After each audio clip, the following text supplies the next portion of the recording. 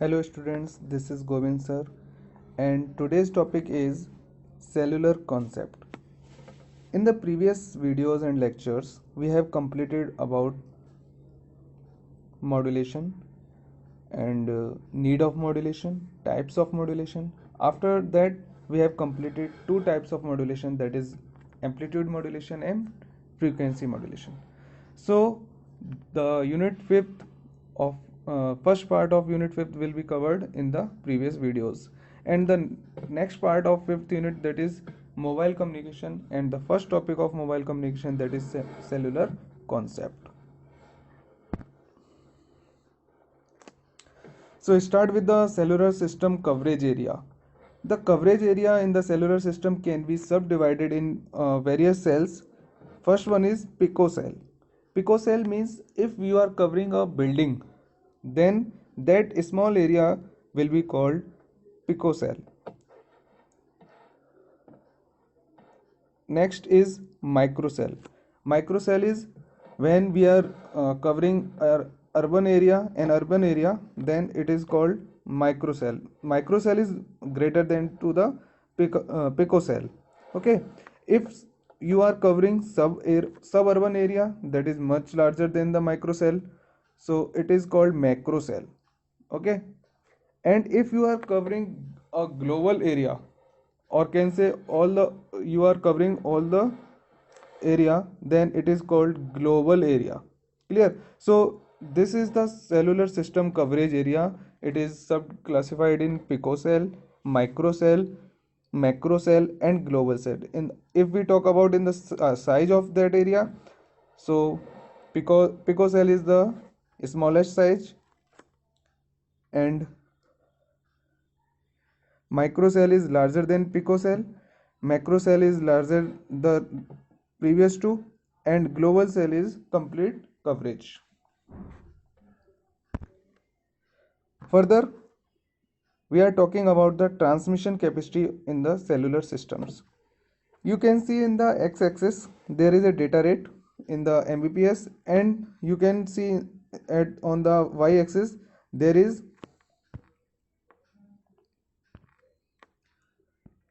types of users. Types of users means some users can be stationary, some can be pedestrians, and some can be vehiculars. That means users in the vehicle. So the coverage area, or can say transmission capacity, is same, or can say is available for all type of users in the GSM communication, that is global system mobile communication. Rather than, if we talk about broadband satellite multimedia, you can see it is very useful and high transmission capacity for stationary users. Similarly, broadband radio, it is definitely high transmission capacity for stationary users and comparatively low transmission capacity for vehicular users. And if you are talking about UMTS, it is also similar to the broadband radios. And in the mobile broadband system, it is very useful for pedestrians and stationary as well. Clear? So this is the transmission capacity graph for different type of users in cellular system. Now we will talk about cellular system hierarchy. So what is hierarchy? Hierarchy means a it is a architecture. It is like a architecture. Suppose we have a PSTN, that is public switch telephone network. It is connected to various MSCs. MSCs means mobile services switching centers. Clear? And each MSC is connected to various BSCs. BSC is base station controller, and each base station has BSS, that is includes base station and mobile station. Okay, so this is called the hierarchy of cellular system. PSTN is connected to various MSCs. One single MSC is connected to various BSCs, and then BSC is connected to various BS and MSC, that is base station and mobile station.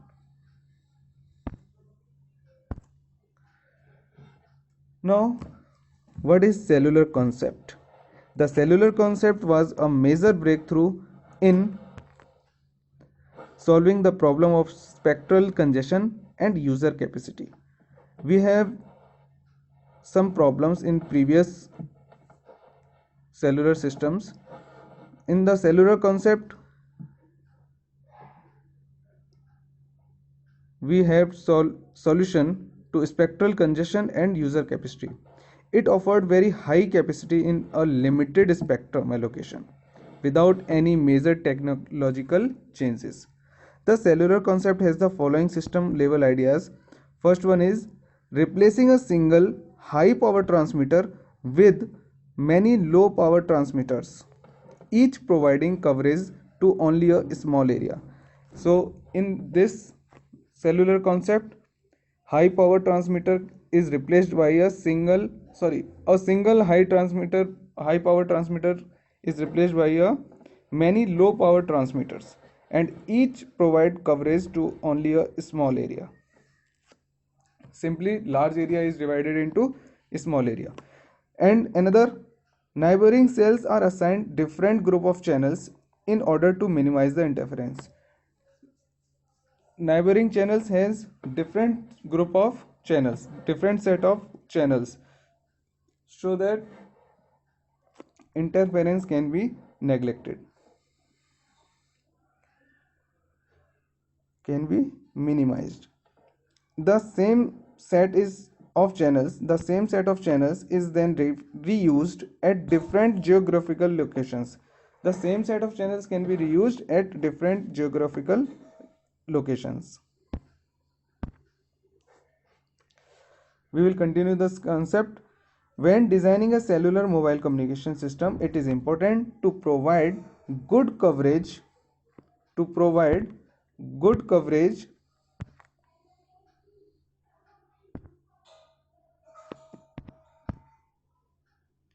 and services in a high user density area.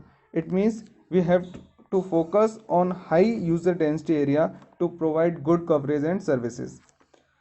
And reuse can be done once the total interference from all users in the cell using the same frequency for transmission suffers from sufficient attenuation. And reuse means frequency reuse can be done once the total interference from all users in the cells using the same frequency for transmission suffers the sufficient attenuation. Factors need to be considered include geographical separation and shadowing effect. Clear? Another point is cell footprint. Most important part of cellular network concept, that is cell footprint. What is footprint? The actual radio coverage of a cell is known as cell footprint. Irregular cell structure and irregular cell structure and irregular placing of the transmitter may be acceptable in the initial system design. However, as traffic grows, where new cells and channels need to be added. Suppose in the starting we have low traffic, then it is okay, you have irregular cell structure and irregular placing. But when traffic grows, where new cells and channels need to be added, it may lead to inability to reuse frequencies because of co-channel interference. Interference means disturbance from the neighboring signals. For systematic cell planning, a regular shape is assumed for the footprint. Just remind,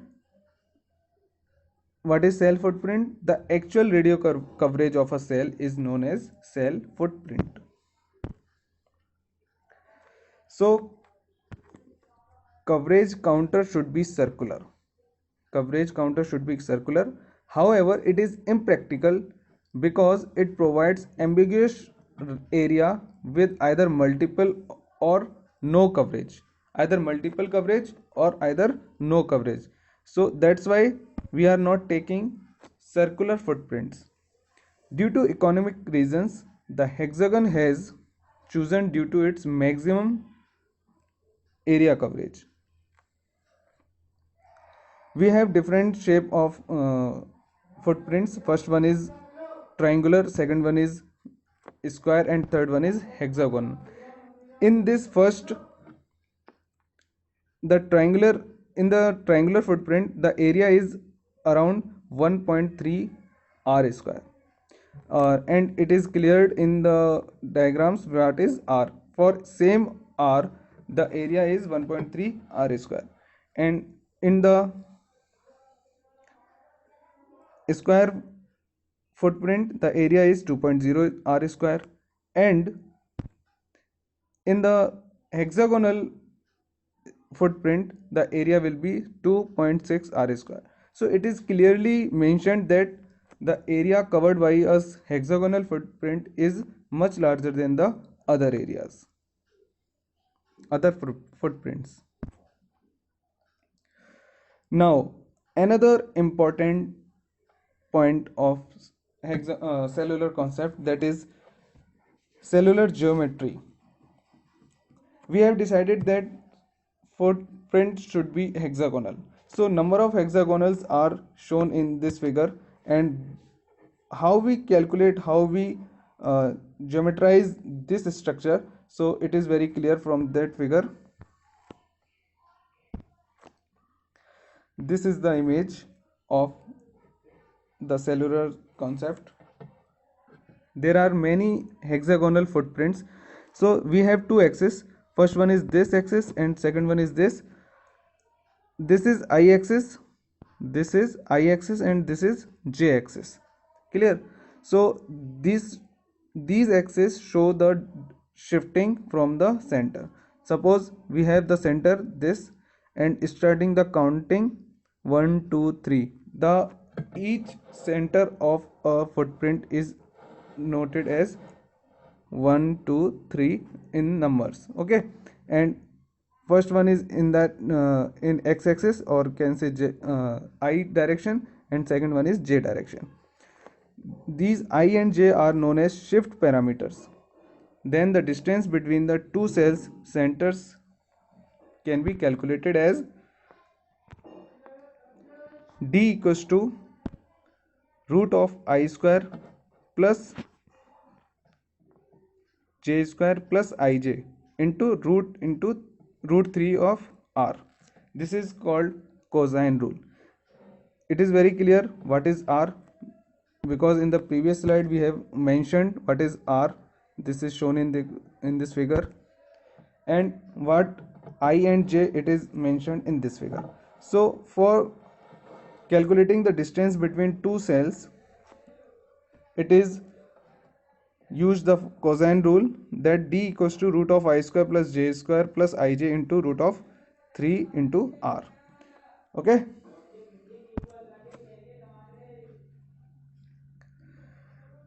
now next important part is designing a cellular system.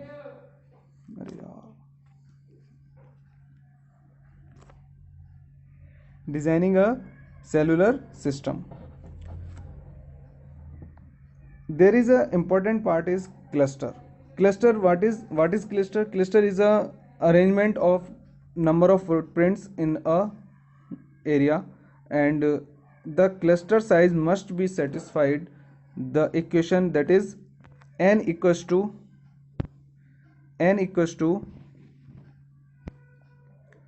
I square plus ij plus j square. Suppose we have cluster size is 19, that means we have 19 footprints in the cluster.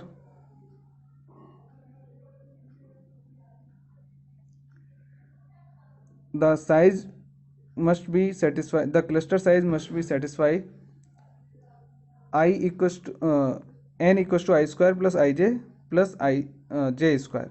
So suppose there is I equals to 3, that means we have to walk, we have to shift in this direction for 3 cells, and j equals to 2, that means we have to move on to this direction for 2 cells.